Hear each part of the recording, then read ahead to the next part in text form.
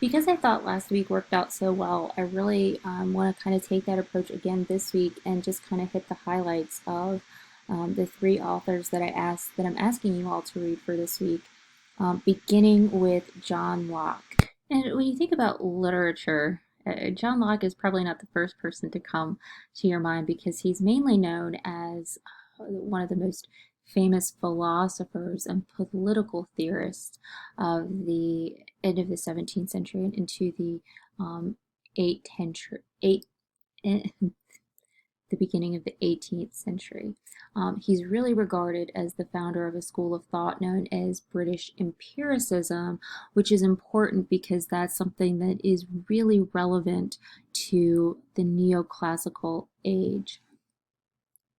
Um, and really, if you want to get down to it, a lot of his political thoughts and political essays really contribute to the American Civil War and our form of government. But anyways, John Locke, he is a member of the Royal Society, which is something that the King Charles II establishes, and his most important work, at least in terms of what we're reading for our purposes, is an essay concerning human understanding.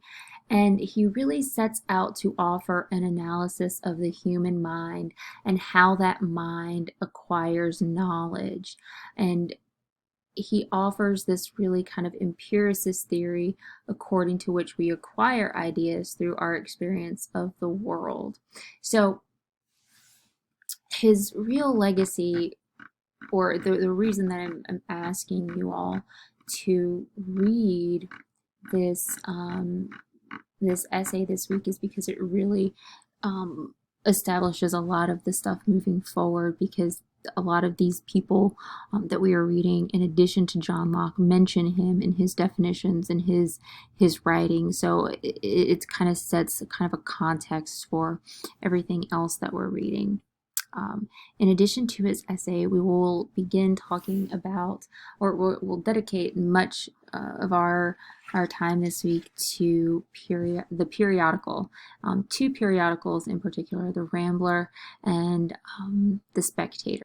And as I mentioned in the historical context video, the periodical is this new genre of literature that comes at the beginning of the 18th century, and that has a lot to do with new publishing practices and things of that like, but it also kind of emphasizes that people have money to spend on these pamphlets and these periodicals on a bi-weekly or however off basis, however often they're published. So during the early 18th century, or during the 18th century, England was undergoing a great shift from power being in the hands of the aristocracy to power being in the hands of the middle class. We have this, remember I said that we have this rise in wealth in the middle class. However, I mean, that's kind of a misnomer, because there were some incredibly wealthy tradespeople. I mean, that's where the money is in England. And England was rapidly shifting from an agrarian economy to one of mercantile. We have like a kind of push into the industrial revolution, when people are moving out of the country and moving into the city and acquiring jobs and wealth and all of that kind of thing. Political jobs no longer were going to the children of the aristocracy as a result of this kind of rise of the middle class, but they were going to people of no birth and breeding. And those are the people who are coming into positions of power. And I use that word, no birth and no breeding, in quotes, because that's how they would have been seen. They don't have the kind of classical education that was limited to the aristocracy.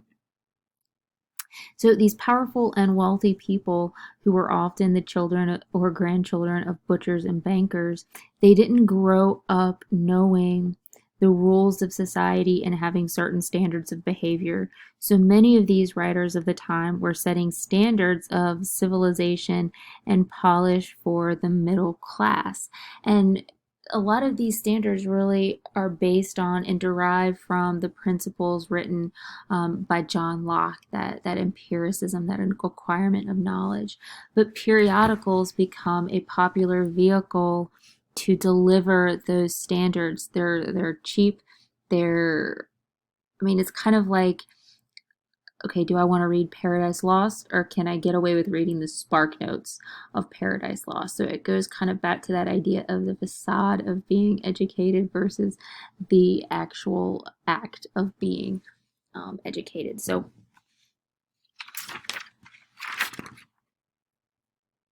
the purpose really of these periodicals are to set standards for society, and in terms of taste of what's popular in literature and culture and all that kind of thing. And one such author of a periodical that we are reading, The Rambler #4, is Samuel Johnson.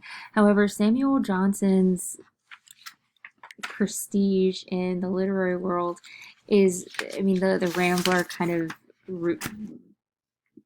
it's not his crowning achievement because he is so much bigger in all of that. He's called many things. He is a poet who celebrates human unsuccess.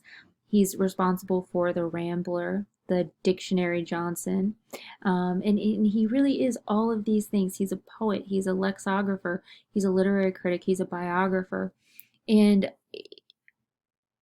he's such an interesting character. In some ways, he's this outsider who gains insider status with his literary genius. He's this bright young guy who was at Oxford but ended up having to drop out only after 2 years because he couldn't afford school fees. But he becomes a school teacher and part-time journalist, and eventually marries a well-off woman 20 years older than he. And after several failed ventures, he ends up moving into London, where he supports himself writing for periodicals. And in 1744, he cashed in on the middle class demand for more information about famous writers by publishing his Life of Savage. And this is kind of one of the first literary critical biographies of an English writer. So he's first and foremost a biographer, and that's kind of where he makes his claim to fame and his establishments for the standards of literary biography writing that we still hold today, like the factual precision, analysis of literary achievement, and a judgment of the writer's strengths and weaknesses. However, he builds on his success of biographies and manages to raise enough money to take on one of his most crowning achievements, which is the first English dictionary, the first dictionary of the English language, where he establishes the first system this first systematic effort to apply principles of the new science to lexicography, a science Johnson can be said to have invented. It was based on careful examination of many examples of the use of words and the collection of best examples from various selections of literature. So, he's responsible for the first English dictionary, and that's kind of a picture from one of the examples. But the success of the dictionary made Johnson's reputation, but he had already begun publishing periodical essays for The Rambler, which also cemented his position as the Dean of English Literary Criticism. And we, for this week, are reading Rambler #4 on fiction, which supplements his views on life writing. So anyways, I'll talk more about the Rambler in just a second, but his other claim to fame, besides the first English dictionary, he's the first person to write a biography of Shakespeare, and it's incredibly popular, and I won't talk about it too much because I don't want to bore you, but the Rambler is a periodical, and it was published on Tuesdays and Saturdays for about 2 years. It was written in elevated language, unlike The Spectator, which is the other periodical we're going to be talking about. And in The Rambler, he discusses subjects such as morality, literature, society, politics, and religion. And like I said earlier, the purpose of The Rambler was to be didactic and instructive to the rising middle classes.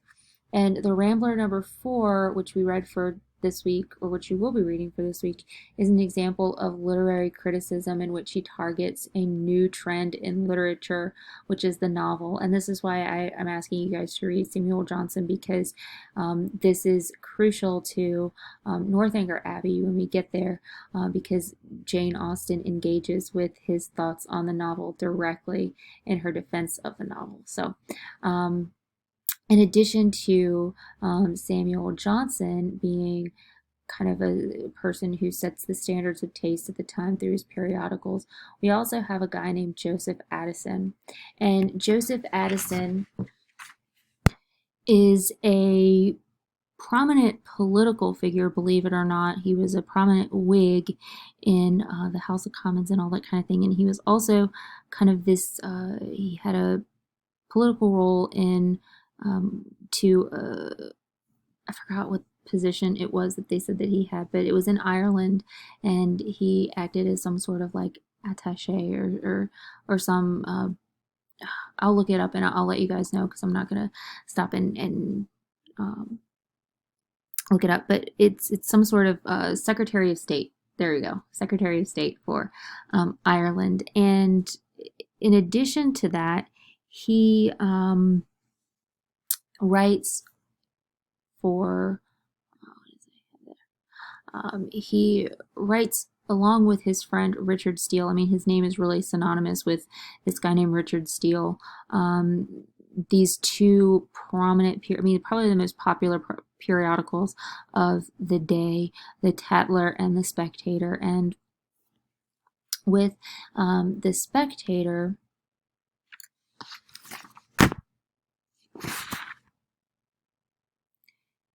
both of these men really kind of take their role for setting standards really seriously. And with the Spectator, Addison has this real specific purpose in mind, and that purpose is to introduce the middle class public to recent developments in philosophy and literature, and thus to educate their tastes. And although the Spectator and the Tatler as well only ran 2 years, the influence that Addison and Steele, because they both wrote for the Spectator, but what we're reading this week is written exclusively by Addison, had on their contemporaries was enormous. Their essays often amounted to the popularization of ideas circulating among the intellectuals of the age. And really, these widespread and influential publications revolving around Addison and Steele and other writers like Swift and Pope, they really dictate the taste in literature for the Augustan age. And for example, I mean, you can kind of see the influence of these periodicals. In one of his essays for The Spectator, Addison criticized the metaphysical poets. You guys read the metaphysical poets with John Donne for their ambiguity and lack of clear ideas. And this is very much a critical stance, which remains influential until the beginning of the 20th century.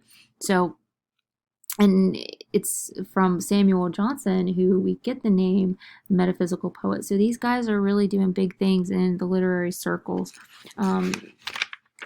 Just on an aside, Addison also wrote about Paradise Lost, and he said that it is probably it's one of the most. He says that Paradise Lost is a perfect example of greatness to be held. And anyways, it's neither here nor there, but you can see that that's the purpose of these kind of publications, is to educate the rise of the middle the rise of the middle class, and to give them some sort of taste that they can flaunt in society to make themselves kind of to self promotion for themselves, which is ultimately is to get them to marry.